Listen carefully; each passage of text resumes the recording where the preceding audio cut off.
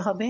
তো চলে আসলাম পার্কিংয়ে, এখানে একটু কাজ আছে। আর এই তো এদিকে আয়াত ফুল গাছের ধারে থাকবে আর উপরে স্কিনটা ফেলে ছোট করে তো এখন আমরা এগুলো খেয়ে নেব। আয়াত, আসসালামু আলাইকুম, সবাই কেমন আছেন? আশা করছি আল্লাহর রহমতে সবাই সুস্থ আছেন, ভালো আছেন। আলহামদুলিল্লাহ, আমরাও ভালো আছি। আরও একটি নতুন ভিডিও দেখার জন্য আপনাদের সবাইকে আমন্ত্রণ জানাচ্ছি। আশা করছি আমার আজকের ভিডিওটি আপনাদের খুব ভালো লাগবে। তো সকালবেলা ছাদে একটু হাঁটাহাঁটি করেছি, বেশিক্ষণ সময় ছিলাম না, যেহেতু ছাদটা একটু এলোমেলো হয়ে আছে, একটু সময় নিয়ে যেতে হবে।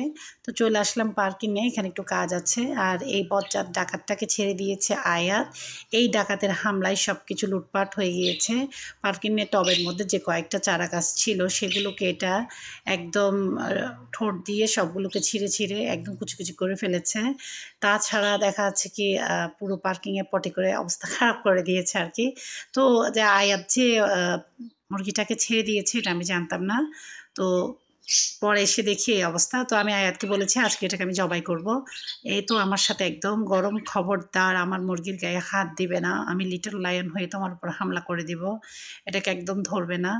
তো বাচ্চা মনের কথা আর কি, এটা তো আসলে পালার জন্য আনা হয়নি। তবে এই মুরগিটা আনার পর 2টা ডিম পেড়েছে। তো এদিকে আমি এটাকে দেখছিলাম, আর এটা আয়াতকে দেখলে এমন অস্থির করে, কি বলবো, যেন আয়াতকে চেনে। আসলে আমার ঘরের সামনে যদি বড় উঠোন থাকতো হয়তো আমি হাঁস মুরগি পালতাম, আমার জন্য না হোক বাচ্চাদের জন্য, যদিও বা এগুলো আমার ভয় লাগে। আগে কবুতরও ছিল আর মুরগিও ছিল অনেক পালা, কিন্তু এখন দেখা যায় এগুলো অনেক ঝামেলার কাজ। পাখি আছে আপাতত, আপনারা তো শুনতেই পাচ্ছেন পাখির আওয়াজ, আমার ভয়েসের মধ্যে আসছে কিন্তু কিচিরমিচির আওয়াজ, আর আগেও অনেকগুলো ভিডিওতে শেয়ার করেছি। তো এদিকে গেটটা খুললাম, গেটের বাহিরের অবস্থা দেখছি। এখনও কিন্তু যথেষ্ট সকালবেলা, অনেকেই ঘুম থেকে উঠেনি বা অনেকে উঠেছে। গ্রামে কিন্তু সকালটা একটু ভোরে ভোরে হয়ে যায় আর রাতটাও একটু দ্রুত চলে আসে, এই অবস্থা। মানুষজন ঘরে চলে যায় আর কি, যেহেতু এটা মেইন রোড না, গাড়ির এত ব্যাপও নেই। তো যা হোক, আয়াত সোনা দেখছিল আর চারদিকটা একদম অগোছালো হয়ে আছে, যেহেতু দুদিকে ফুল গাছ আছে, ঝাঁকড়া একদম। তো অনেকগুলো পাতা পড়ে, প্রতিদিন পরিষ্কার করলেও এখানে পাতা পড়ে।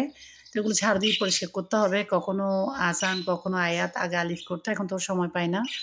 তো এদিকে আয়াত ফুল গাছের ধারে থাকবে আর আমার জন্য ফুল নেবে না, এটা তো হতেই পারে না। ও ফুল নিচ্ছিল। আর এই গাছে 3 কালারের ফুল ফোটে। তো এখন তো আবার 4 কালারের ফুটছে, মাশাল্লাহ। এই গাছটা এতটা সুন্দর লাগে। নার্সারির থেকে সেই ছোট্ট একটা চারা এনেছি, একটা ডগা ছিল শুধু, ছোট্ট একটা চারা। সেটা বাড়তে বাড়তে কিন্তু অনেক বড় হয়ে গিয়েছে। এখান থেকে কিছুদিন পর পর আমি ছাঁটাই করি, কারণ একদম অনেক বেশি হয়ে যায়। তো আয়াত আমাকে একটা ফুলের থোকা দিল আর আমি ফুল দিয়ে আমার ছেলেকে সাজিয়ে দিচ্ছি। এখনও ফ্যাশন শো শুরু করবে। আসলে না, এর দুষ্টুমি, মিষ্টি মিষ্টি কথা, এগুলো নিয়ে আমার সময়টা চলে যায়। বাচ্চারা যখন ঘরে থাকে না, স্কুলে থাকে, আমি কাজ করতে থাকি ঠিকই, কিন্তু ওকে খুব মিস করি। ও ঘরে আসলে পুরো ঘরটা একদম ঝুমঝুম করতে থাকে। তো এখন ও বিভিন্ন রকমের স্টাইল দিচ্ছে যেন আমি ওকে ভিডিওতে নেই। এই যে কত রকম কি করছে, আমি বলছি তুমি নায়িকার মতো করছো, তো বলছিল করবো না, আমি তো নায়ক। তো এগুলো দেখছিলাম আর হাসছিলাম। এখন মা ছেলে মিলে পার্কিংটা পরিষ্কার করব আর গেটের বাহিরেও একটু পরিষ্কার করে নেব। যেহেতু আমি গেটের বাহিরে যাই না বোরখা ছাড়া, তো আমার বাচ্চা করে নেবে এগুলো, ওকে আমি দেখিয়ে দিব। তো এগুলো করে আমি কিচেনে চলে আসব। এখনও কিন্তু নাস্তাটা খাওয়া হয়নি। আর এইদিকেও প্রায় 30 মিনিটের উপরে সময় গিয়েছে। সামনের ঘরে এই নিম গাছটার দিকে তাকাচ্ছিলাম। গাছটা কিন্তু খুব সুন্দর, কয়েকদিন পর পর ডালফালা গজিয়ে একদম বিশাল বড় হয়ে যাবে। আবার এটাকে ছাঁটাই করা হয়, কারণ এদিকে বিদ্যুতের তার পড়েছে, সেজন্য এটাকে খুব একটা ছড়াতে দেওয়া হয় না। এখানে নিম ফুল ফুটে, দেখতে খুবই সুন্দর লাগে, অনেকটা মেহেদি ফুলের মতো বা বরই ফুলের মতো, তবে থোকা থোকা বড় বড়। কিন্তু নিম গোটাগুলো খুব তেতো হয় আর কি, দেখতে সুন্দর লাগে, পাকলে আরও সুন্দর লাগে। তো এই তো এদিকে মাধবীলতা গাছটা কোথা থেকে যে সাপের মতো লকলকিয়ে কোথায় চলে যাচ্ছে, এই যে এটাকে আবার ছাঁটাই করতে হবে। তো দেখছিলাম, আসলে ফুল গাছ যত দেখি বা সবুজ যত দেখি তত চোখ জুড়িয়ে যায়, ভালো লাগে। তবে যাই হোক, ফুলের সৌন্দর্য কিন্তু, ফুলের প্রধান বৈশিষ্ট্য সুগন্ধ, এই ফুলে কোনো সুগন্ধ নেই, এটা একটা কমি রয়ে গিয়েছে আর কি। এত সুন্দর ফুল কিন্তু কোনো সুগন্ধ নেই। পার্কিংয়ের এই গ্রিলটাতে একদম ভরে গিয়েছে, আফ্রিকার জঙ্গলের মতো হয়ে গিয়েছে, এখানে সবুজে সবুজে ভরা, একদম আলো আসে না এদিক দিয়ে। এই গাছটা হওয়ার আগে কিন্তু প্রচুর আলো আসতো। তো ছোট গেটটা আমি এদিকে খুলে দিয়েছি, তবে বেশিক্ষণ খুলে রাখা যাবে না, এদিক দিয়ে গুইসাপ ঢুকে, আরও অনেক কিছুই ঢোকে এদিক দিয়ে। তো কিছু করার নেই, যেহেতু গ্রামে থাকি, গ্রামের মজা যেমন সাজাও তেমন। তো এদিকে চলে আসলাম। সকালে কিন্তু ফজরের নামাজের পরপর আমি পরোটার ডো রেডি করে রেখেছিলাম, এতক্ষণ রেস্টে ছিল। তো এসে আমি প্রথমে আলু কুচি করে নিয়েছি, আলু ভাজি করব।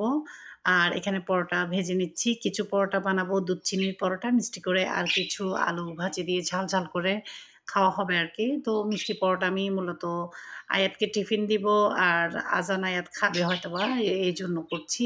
আর এদিকে আলু ভাজি করছি অন্যদের জন্য। আর একটু সবজি ভাজি আছে যেগুলো আমার জামাই খাবে আর কি, ও তো আলু ভাজি খাবে না। তো সব কিছু কে কী খাবে এগুলো আসলে রাতের বেলা যখন শুতে যাই তখন আমি সময় পেলে এগুলো মাথায় সেট করে রাখি, সকালে উঠে করব। অনেক সময় দেখা যায় সকালে উঠে অনেকটুকু খারাপ লাগে, শরীর অসুস্থ লাগে, বা রাতে ভালো করে ঘুম না হলে তখন শিডিউলটা একটু নড়ে যায়, সেটিং করা শিডিউল। আর না হলে মাঝে মাঝে সময় অনুযায়ী করে ফেলি, কখনো ঘুম থেকে উঠতে দেরি হয়ে যায়। সবকিছু মিলিয়ে সময় বুঝে, অবস্থা বুঝে ব্যবস্থা নেওয়া আর কি। তো এদিকে টুকটাক একটু বাজার, অনেকগুলো লেবু, এগুলো আমি গুছিয়ে নিচ্ছি। আর এদিকে আমার জানু কচু, কচু নিয়ে এসেছে। কচুকে এখন একটু জানু বলতে পারছি না। কচু আপাতত আমার দুশমন হয়ে গিয়েছে। যেহেতু ডান হাতে ধরা এসেছে। হয়তো বাতের ধরাও হতে পারে। এটার কারণে কিন্তু বাত বাড়ে, এমন জিনিস খাওয়া যাবে না। তো এই তো এদিকে ছাদে উঠেছিলাম সকালবেলা, আপনাদের তো বলেছি। সেই লাউ গাছ থেকে কয়েকটা ডগা কেটে আনলাম। এগুলো এখন তরতাজা থাকতে থাকতেই এগুলো আমি কেটে নিব। এগুলো কাটতে কিন্তু একটু সময় লাগে, যেহেতু ছিলে ছিলে কাটতে হয় আর কি। তো সময় লাগে, কিন্তু ভাজি করলে একটুখানি হয়ে যায়। তো আয়াতের স্কুলে চলে এসেছিলাম। আয়াতের স্কুল প্রায় ছুটি দেখে একটা অফিসিয়াল কাজ ছিল, সেটার জন্য ম্যাডামদের সাথে কথা বলার জন্য এসেছিলাম। তো এদিকে মাদ্রাসার গাছ ছাঁটাই চলছিল। একদম অনেকগুলো গাছ ছাঁটাই করে ফেলেছে। বিশাল বড় বড় ঢালগুলো পড়ছিল, দেখতে মায়া লাগছিল। আর কিছু করার নেই, এখন বর্ষাকালে গাছের ডালপালা একটু ছাঁটাই হবেই। তো একজনে দেখিয়ে দিচ্ছিল, আরেকজনে কাটছিল। তো আয়াতের ছুটি হয়ে গিয়েছে। এখন আয়াতকে নিয়ে যাব। আমার ছেলে স্কুলে এসেছে, আজকে স্কুল ইউনিফর্ম পরে নাই। ওর বন্ধু মাহফুজুল আর আদিত্য ছিল। আর আদিত্যর মা ভাবি পিছনে দাঁড়িয়ে আছে ছাতা নিয়ে। ওরা অ্যাকশন দিচ্ছিল। তো এদিকে আম ওরা টাটা দিচ্ছিল, আমি দেখছিলাম। আর এই যে এত সুন্দর কিউট ফুলগুলো ফুটে আছে, ফুলগুলোর কালারটা না এত সুন্দর, এই কালারটা আমার অনেক পছন্দ। তার উপর তো শেড, কিন্তু কতটা অবহেলায় পড়ে আছে না? বনে জঙ্গলে কত সুন্দর সুন্দর ফুল না? এগুলো আল্লাহর আসলে অশেষ রহমত। মানুষ বাগান করে হাজার পরিচর্যা করে দেখা যায় অনেক ফুলের মুখ দেখতে পায় না। আর এখানে পথে ঘাটে গ্রামে কত ফুল ফুটে থাকে, কত সুন্দর সুন্দর। তো এখানে যে সবুজ মাঠ, সবুজ মাঠে এটা কৃষ্ণচূড়া ফুলের গাছ। ওরা পাতা নিচ্ছিল এখান থেকে। আয়াত আর মাহফুজুল। আর আয়াতের আসলে স্কুলের ইউনিফর্ম পরেছিল সকালবেলা। এখানে একটু দুধ দিয়ে পরোটা খাওয়ার সময় একটু দুধ পড়ে গিয়েছিল শার্টে। পরে চেঞ্জ করে তাড়াতাড়ি আরেকটা কাপড় পরে স্কুলে চলে এসছে। এখানে একদম পিচ্চি পিচ্চি ঘাসফুল, দেখতে এত সুন্দর লাগছিল। আবার কিছু বড় বড় ঘাসফুল আছে খালদা নদীর পাড়ে।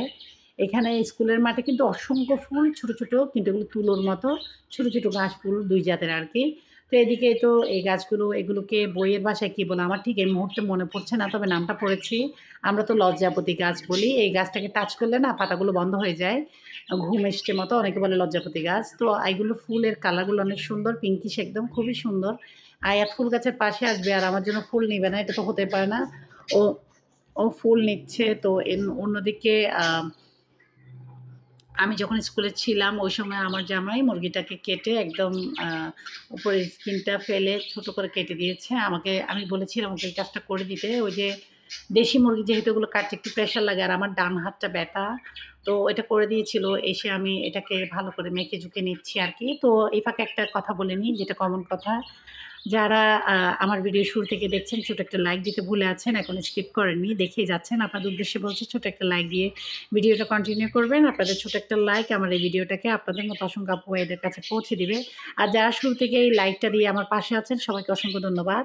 তো এই তো প্রেশার কুকার, এটা একদম আমার অনেক কাজের একটা জিনিস। যদিও বা আমার আরও ৩টা প্রেশার কুকার আছে, এগুলো সাইজটা ছোট। এগুলো আমার জামাই এনেছে, বেশি পণ্ডিত আমি করতে গিয়ে এলোমেলো নিয়ে এসেছে। ওই যে একটা আনতে বলেছি, সে জায়গায় ৩টা এনেছে। এখন পিচ্চি পিচ্চি হয়ে গিয়েছে। তো এই প্রেশার কুকারটা আমার শখ ছিল। আর এই শখটা পূরণ করেছে আমার ছোট বোন স্মৃতি। নাম যেমন স্মৃতি, তেমন কাজও তেমন রঙিন রঙিন স্মৃতির কাজ করে।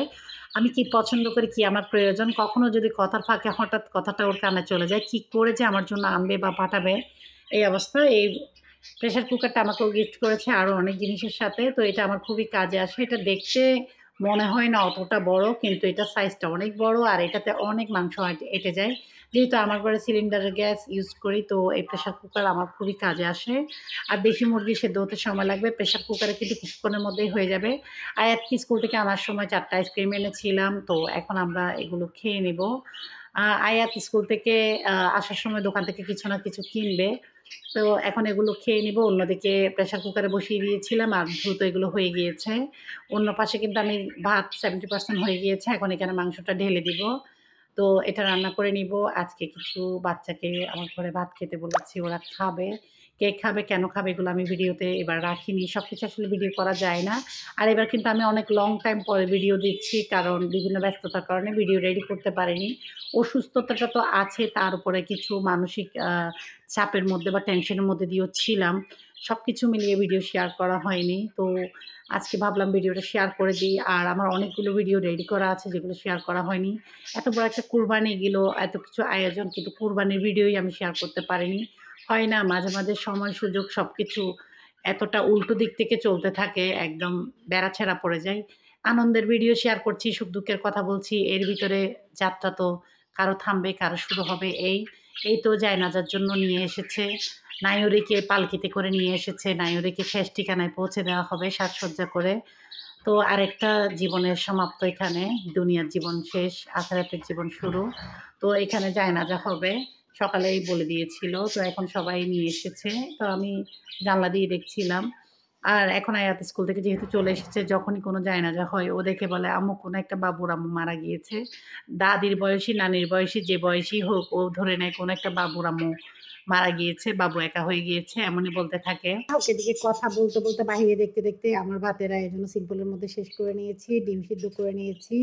আর অন্যদিকে সালাদ করেছি আর আমের আচার নিয়েছি, লেবু কেটে নিয়েছি। বাচ্চারা এগুলো খেতে পছন্দ করে। আমার বাচ্চারা এবং যে বাচ্চাদেরকে খাওয়াবো ওরাও। তো ওগুলো ভিডিও করা হয়নি আসলে। এখন আমি ভাতগুলো বেড়ে নিব আরকি। তো একটু নেড়ে চেড়ে দিচ্ছি। সবকিছু ভিডিওতে সবসময় শেয়ার করা যায় না। সময়ের স্বল্পতা আর অনেক ঝামেলার মধ্যে দিয়েও থাকি। তো সেজন্য যতটুকু টুকটাক শেয়ার করি, আমি একটু, একটু ভিডিও করে আপনাদেরকে শেয়ার করি কাজের ফাঁকে, ফাঁকে। আর অনেক সময় দেখা যায় কি অনেক কিছু ভিডিও করতে চাই, ভিডিও করি, ওদিকে আবার সব ডিলিট হয়ে যায় বা ভিডিও করছি ভাবি কিন্তু আসলে ভিডিওর বাটনটাই চাপ দেওয়া হয় না, এমনই হতে থাকে। তো আমার ভিডিও ভালো লাগলে বা পরবর্তীতে নতুন ভিডিও দেখতে চাইলে এখনই সাবস্ক্রাইব করে আমার চ্যানেলের পাশেই থেকে যাবেন। আজকের জন্য এতটুকু। আল্লাহ হাফেজ।